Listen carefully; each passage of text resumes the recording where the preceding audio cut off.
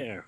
So, there was once a blind man that lived in a village, and everybody used to talk about him behind his back because he carried around a lantern. So, one night he was on the way home from dinner, walking to his house, and of course he had his lantern with him. And as he was walking, he came across a group of strangers and some travelers, and they saw him pass by, and he overheard them starting to snicker and make fun of him and say things like, "Well, why would a blind man carry around a lantern? Like, what is the point of that?" So one of the men actually stopped him and said, "Excuse me, sir, can I ask you a question?" And the blind man said, "Sure." And he said, "You're blind. Why do you carry a lantern?" And the blind man looked at him and said, "Well, the lantern's not for me. The lantern's for you. Because I'm blind.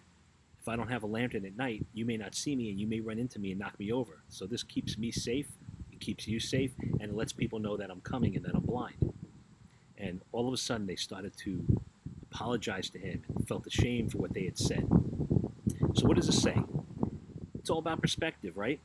We tend to judge and we tend to make assumptions about people, or we tend to have a perspective on something without really understanding it, right? So, sometimes you may not agree with a person's actions, but until you're in their shoes and understand their perspective, who are we to really judge their actions?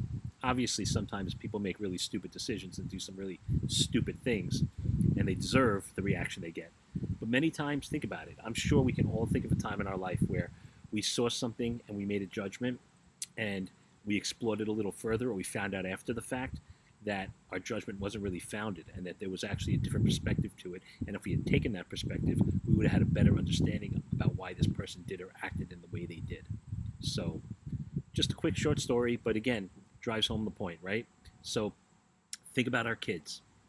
Many times things happen, especially when they're younger, middle school especially. Middle school is brutal.